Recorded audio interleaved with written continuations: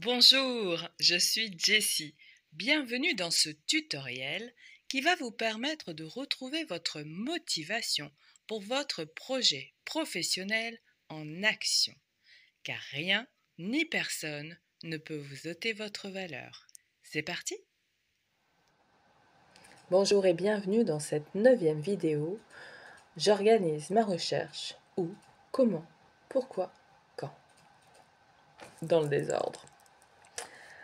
Alors, pourquoi j'organise ma recherche? En tant que demandeur d'emploi ou professionnel en recherche d'opportunités, il va être intéressant de pouvoir garder une certaine discipline dans son planning, de s'organiser pour pouvoir demeurer actif. Pas toujours évident, un défi pour certains et une habitude pour d'autres. Chacun a son propre curseur au niveau des avancées. Alors, où chercher, organiser sa recherche?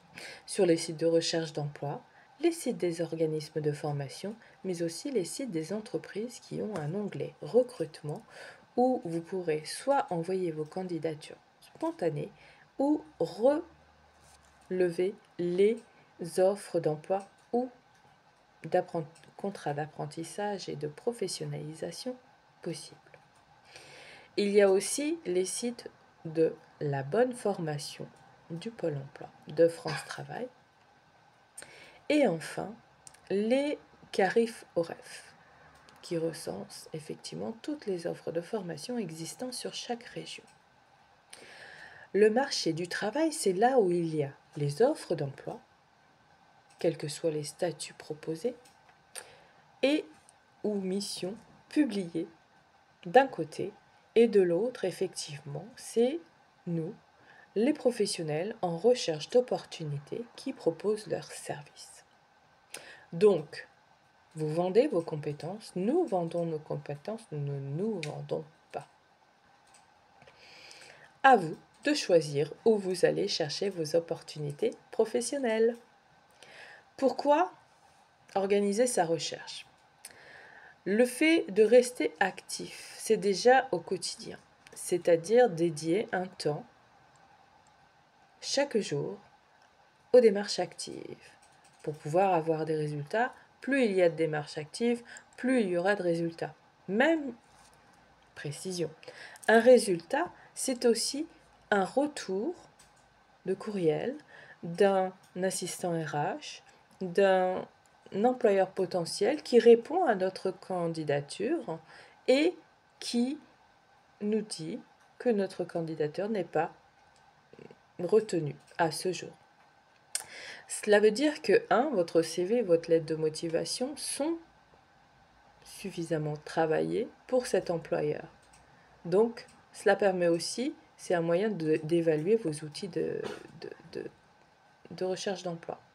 Il y a aussi effectivement ces non-réponses où il va falloir travailler sa détermination, ne pas se laisser flancher face aux non-réponses.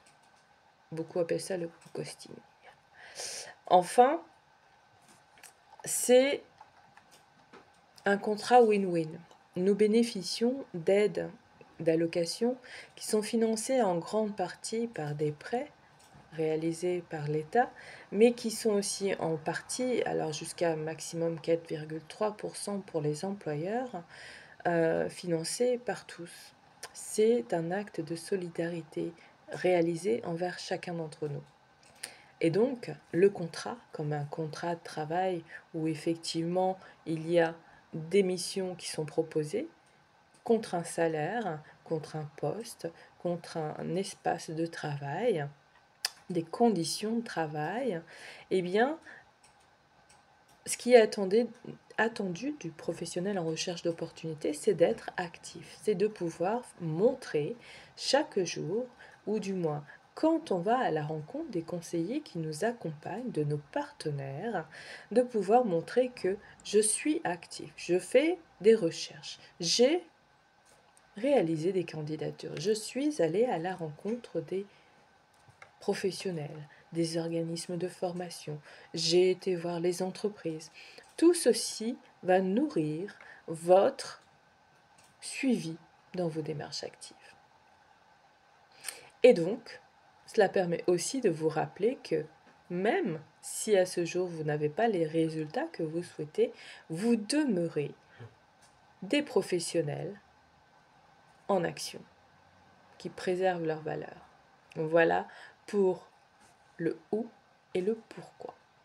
Dans les 3 points clés suivants, je vous propose d'identifier le comment et quand. Vous êtes prêts ?